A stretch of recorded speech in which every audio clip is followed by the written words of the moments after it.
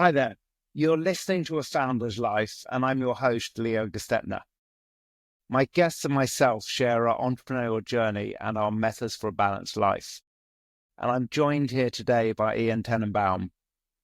Ian, thank you for joining us. Would you like to introduce yourself? Yeah, certainly. Thanks for having me. I currently am a coach for entrepreneurs with ADHD. I specialize in helping founders, entrepreneurs build a life of their dreams and overcome a lot of the challenges that come with ADHD, especially for entrepreneurs. And I came into this through a lifetime of entrepreneurial ventures, startups, building my own businesses, and at a later age, learning how much ADHD plays a role in our day-to-day work life and seeing an opportunity to help others. So happy to be here. Thank you. Why don't you talk a little bit about your journey and what brought you here? Yeah, so since a young age, I was somebody who was stereotypical ADHD. When I was a kid, it was ADD back in the 80s, 90s.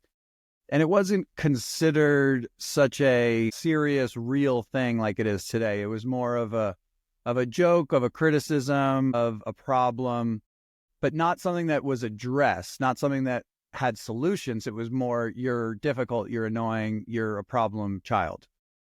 So that comes with it a lot of stigma, a lot of shame, a lot of identity that develops. And it has a double-edged sword because I felt very creative, very ambitious, very smart, very brilliant at times. But I would also equally feel very stupid, incompetent, struggling.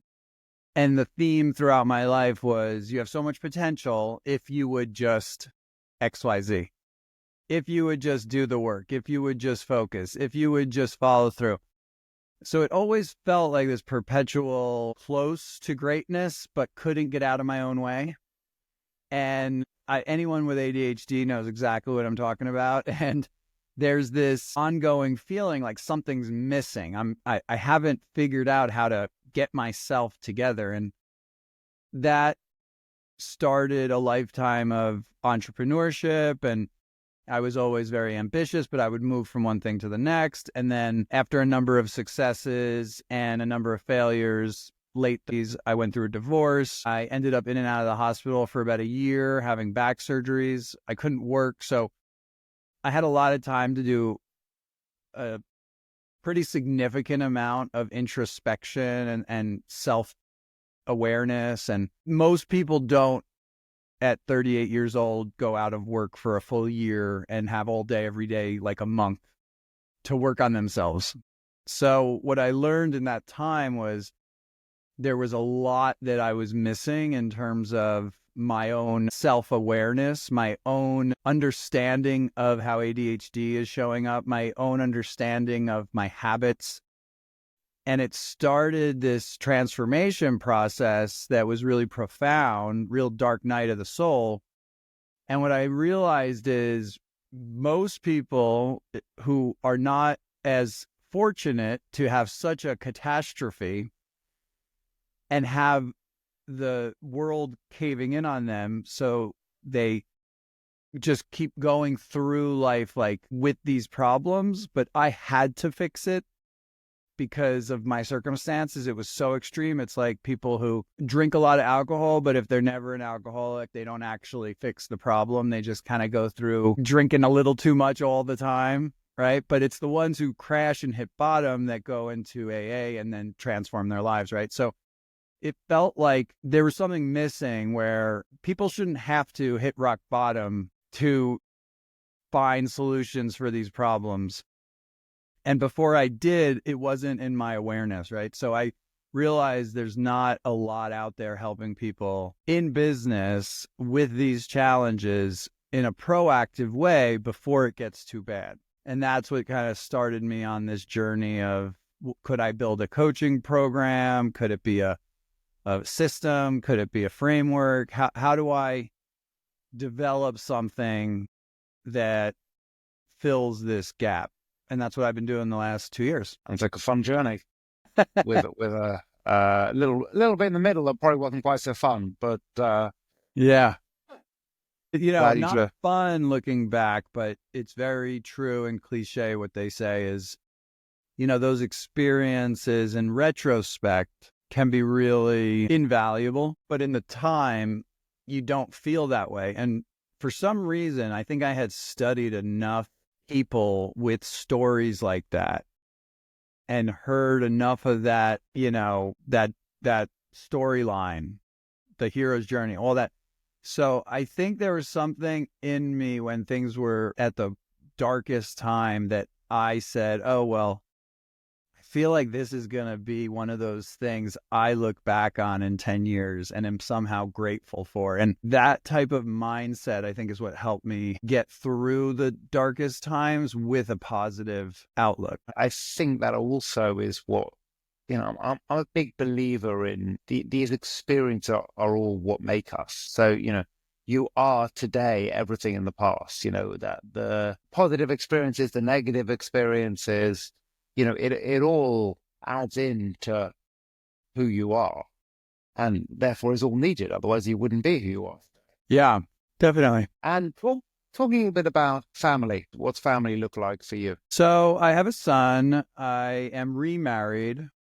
So part of the journey was a divorce, which was incredibly difficult, incredibly painful, but also in many ways a catalyst for so much of this other real transformative things.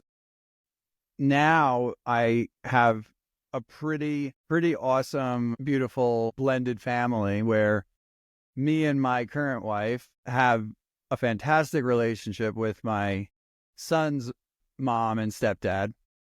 And the four of us operate as a unit. And when I went through the divorce, I studied things like, I think there was the trendy book, Conscious Uncoupling, and a lot of these different trendy concepts that wanted to reframe the narrative around a divorce or an evolution of a family or a blended family or all these things. And it really has been helpful as a guide to say, there's not one way this has to look, and you get to decide what it's going to look like. And now I have, a new baby on the way, and the transformation that all of this in the last few years with the ADHD and business has provided me, I think has been incredibly helpful for all of that. Being able to be a better parent, better partner, better co-parent. So there's a lot of overlap between these things, which is really interesting. That you've got a good relationship with your ex as well. Sort of healthy. I think there's nothing sadder than the amount of friends I have who have a terrible relationship with their exes, but you're always going to be co-parents. So that makes that a really, really tough relationship. And in the end, it's tough on the kid. Yeah, it has to be developed, out of love and care for the child, because that's the glue. Even in families where a brother and sister or two sisters or a mother and a daughter have a falling out, they can typically actually go separate ways for, if they're both adults. They kind of don't need to really, even though they're family, they could just not talk, right?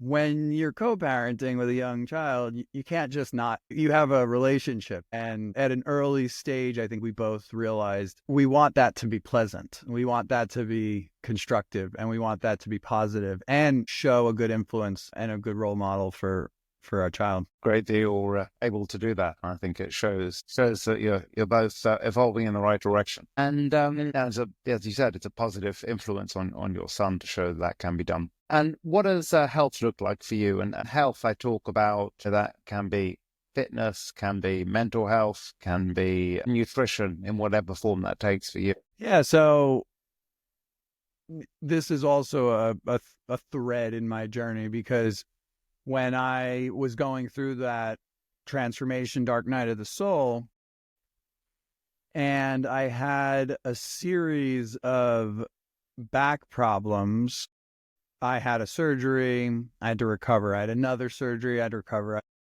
had one of them got infected.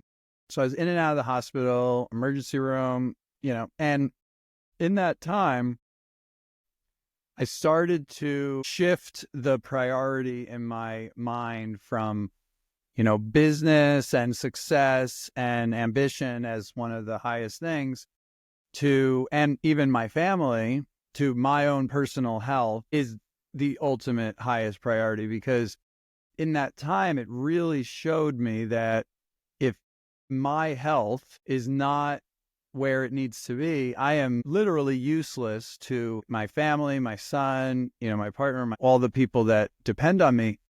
So while before that, I used to prioritize them and say, well, I'm fine. I need to make sure that, I'll come later, the classic martyrdom. I'll put myself second. So my child or but then I realized then if I am out of commission, if I can't move, if I'm on the bed, I can't lift my son, I can't work, I'm useless. So that's where, and it started actually, even though my physical health was the most suffering, it showed me how much our mental health is really, paramount. So because I had periods of months where I couldn't I was like, I had to lay in bed, I walked a few hours, but I had to rest, let it heal. I realized mental health is the one thing that no matter what happens to your body, it's there with you, right, at all times. And that became like my number one focus is my mental health, positive mindset, clarity, self-awareness. And that stuck with me through the years. Then next came the physical health. So being able to take care of my body, listen to it, recognize when something's off, it's a signal, maybe go back to physical therapy if I need something. I have a trainer. And then, from there comes then, diet, lifestyle, everything else. Do you do anything like meditation, or do you visualize? Constantly. What does that look like for you? So I think of meditation not only as sitting in silence. When I wake up, I almost always start the day with some type of programming, I call it, like positive tracks. This morning I was listening to, I think, Neville Goddard, Neville Goddard, like classic people from, all different decades that have these, affirmations and tracks. So while I'm starting my day, I'm immediately filling my mind with that positive. Sometimes I'll sit in my office here and just take 5 or 10 minutes and stare out the window. Sometimes I actually do formal meditation where I'm sitting and, 5, 10, 20 minutes just in silence, guided meditations. So I feel like I've developed what feels like a toolkit, and I try to listen to my body and my mind and what I need in that moment. So it could be a certain day where I have 30 minutes and it feels like I need a guided meditation around overwhelm, and I'll go find one, put it on, listen. Sometimes there's just overstimulation throughout the day. And what I realize I need is to go sit outside with no sound, no music, and just stare into the clouds for 10 to 15 minutes and drink my water. So I think it's like, people try to identify, do you do this one or do you do that? Do you do this? Do you do that? I feel like these are all great tools. Like in the kitchen, you've got the pan, the pot. Nobody says, do you cook with a pan or a pot? You'd say, well, depends on what I'm cooking. So I feel like having a range of tools is really helpful.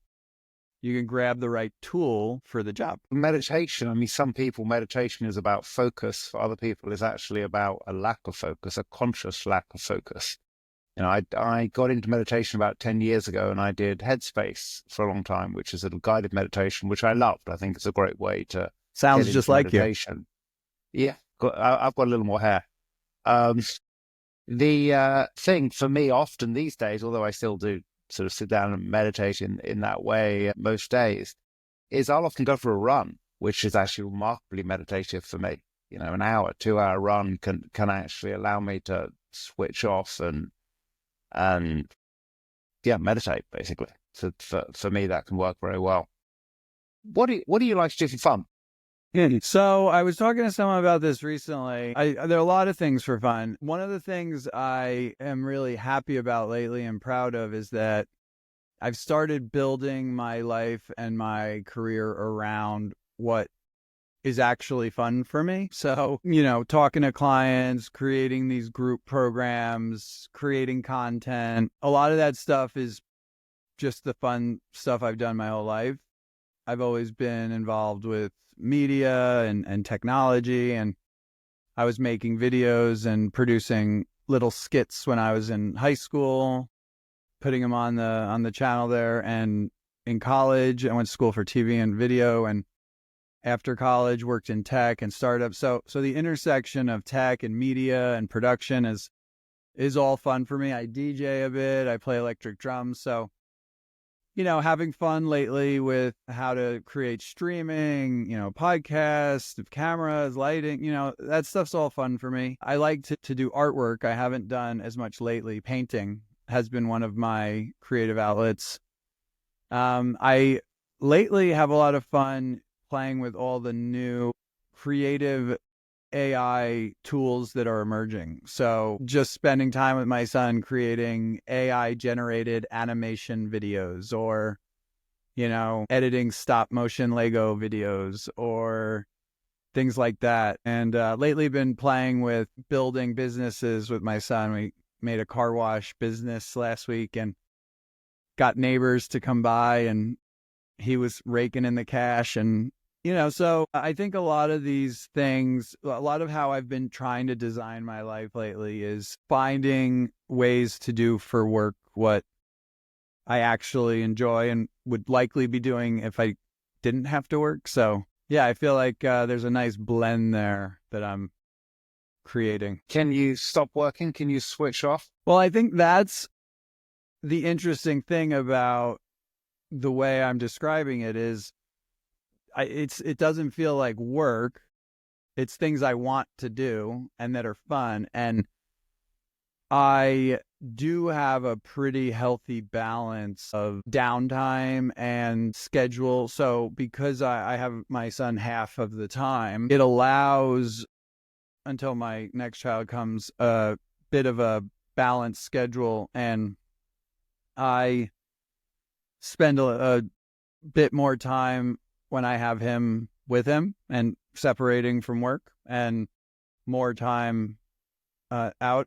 So yeah, I feel like I can, when I'm not quote unquote working, I'm still often doing some things that could be related to my work, like playing with a new AI development tool that you could build an app. Oh, it's like, that's fun for me. So yeah, but I do work with a lot of clients who struggle with the compartmentalization or separating and being able to focus and be present. So I think one of the challenges a lot of us have is not necessarily if you can stop working, it's can you be present with whatever you're doing. So if I'm here talking to you, I should be present and in this conversation. If I'm at my son's school and I'm watching a recital, I should be present at that. If I'm with a client or so I think a lot of us struggle with whatever we're doing, our mind being somewhere else. So less about like looking at it like can you switch off or can you stop working? It's can you switch your mind off no matter what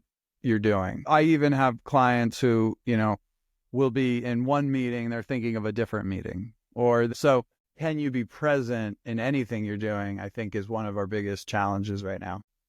Help guide them on that.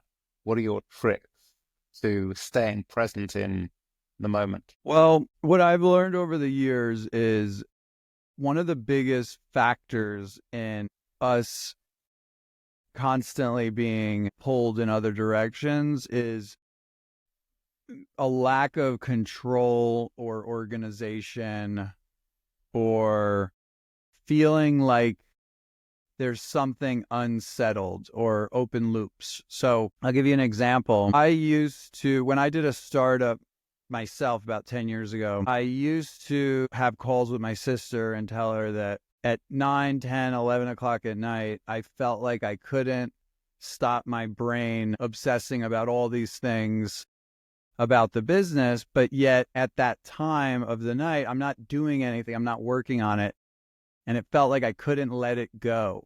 And it was that classic problem. And she brought up a really great point. She said, well, can you look at everything going on in the business and see what you're not leaving in a good place or organized properly that has some open ends to it or things that are unresolved? And maybe you're just not leaving things organized enough so you can let go till tomorrow. And what I learned is a lot of us don't have certain things that are really important in a organized way. So, example, before we got on, I had to call the service providers coming to my house today, and I had to tell them that I'm getting a podcast, rearrange the schedule, make sure they weren't going to come while I'm on with you, right? So I can ignore that during our call because I know they're not coming right now. I've properly got that organized and handled. If I didn't make that call and I knew they were coming anywhere from now to the next 4 hours, our whole call, I would be, looking at my phone and wondering if they're going to show up, right? I would be totally distracted. So it took me that extra 5 minutes to be proactive and say, I want to get things organized in a way so when I get on with you, there's nothing I'm forgetting. And a lot of my clients have so many things that are open that are, oh, shoot. Oh, they're, I didn't get back. Oh, and then they stay with you. So the trick is, it's not an easy trick, is we go through things and say, okay, what do you need to do there so you can put it aside? Well, I really should get back to them and tell them I'm unavailable till tomorrow. Okay, great. Let's do that. What about this one? It's like, well, there's actually nothing for me to do there till Thursday. Okay, so that's good. So we don't have, so yeah, now that I'm going through it, there's actually not, like, okay, let's set a reminder for Thursday, and you don't have to think about it till Thursday now. Right? So it's can you get things off your mind so you don't have so many open loops running? And a lot of us with ADHD struggle with that process, that thinking ahead, planning, organizing. So it's something we learn to just deal with all the time. Open tasks, open loops. And your mind is scanning for, what did I forget? What am I forgetting? What's today? What's tomorrow? And that's exhausting. Yeah, I think my trick with that is writing things down. I have a terrible memory, but I'm pretty organized. And I think if I write it down, I can then stop thinking about it because I've then got the note. Otherwise, it's continuing to go in there until I deal with it. Now, a question I often like asking, and I think you've really already answered it, but I'll throw it out there anyway, in case you've got something else you want to mention. But what has been a pivotal moment in your life, either personal or business? What has been? Yes. Well, I've definitely answered one. That we've talked a lot about as a transformation. I think the next pivotal moment was discovering this business and how it aligns with my talents, my strengths, my passions, what's needed, the classic ikigai, but maybe a little different, but close to it. So maybe I could even summarize it and say, discovering my ikigai after that transformation, after that dark night of the soul, after going back to several years at big global public companies in an executive position for several years, being able to go back to entrepreneurship, having reinvented and rebuilt myself, and get into a business and see a vision for myself that's really aligned. That, I think, is the ultimate, right? Because so many of us are searching for something that we feel we could do for many years, that we won't get bored, that is in alignment with our strengths, that we're capable, that we're competent. And I've read a lot that we don't get confidence and are just from results. We get it from being good and talented at something and feeling like you're skilled and you've refined and you have some talents and capabilities. And I feel like now with this business, it's the first time in my life that I don't feel like every few weeks or every few months, I'm thinking about what I could do instead. And it's now been 2 years. So to me, I feel like I would love that for as many other people as possible. It sounds like you've managed to do something which a lot of entrepreneurs are not the best at, which is find a pretty good balance. So if you look at a balanced life and you've got a pretty new business, but you're still managing to be pretty balanced. I like that, hidden away behind you. For me, I often say that, balance is not a permanent equilibrium. So balance might be at some point, perfectly doing. At some point, it's more family.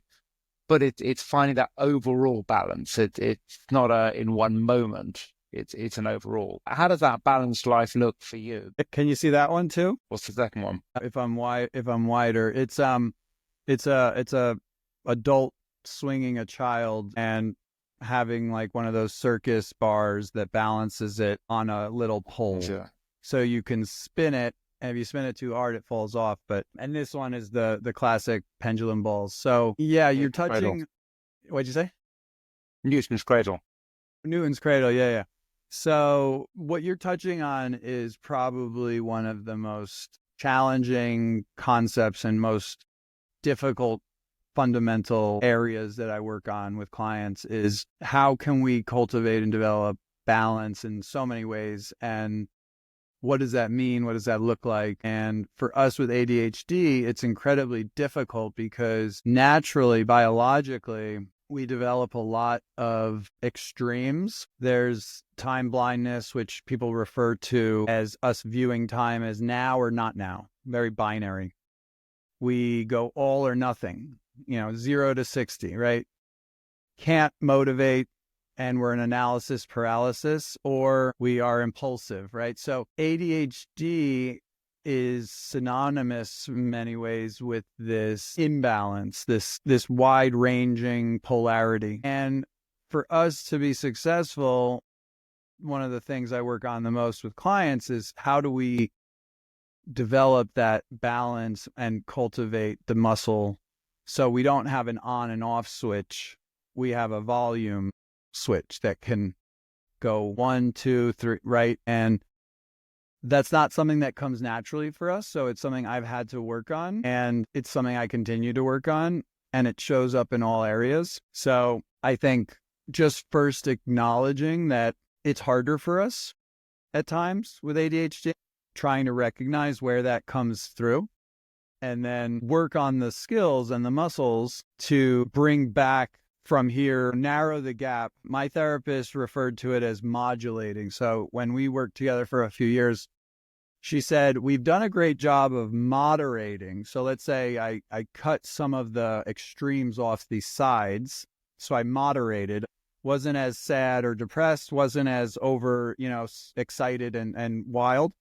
So we moderated, but we still needed to now work on modulating, being able to move fluidly through a good day, a bad day, a hard day, an exciting day. I'm really interested in this topic. I'm not as interested. And the more we can do that a little bit more fluid and smooth, we just have a much more calm nervous system. I like that way of looking at it. Well, thank you. I think it's been a fun conversation. Is there anything else that you'd like to talk about? I think we've covered a lot. I think if anybody is struggling with ADHD in their business life and growing a business, reach out to me, and have a lot of different programs and free content and workshops, and happy to help. And how can people find you? My website is accountable.live, and you can find me on LinkedIn, Ian Tenenbaum, or on YouTube. Thank you for joining today. And thank you for listening to the podcast today. And if you enjoyed the conversation, don't forget to subscribe to the channel, tell your friends, and leave a review. Thank you.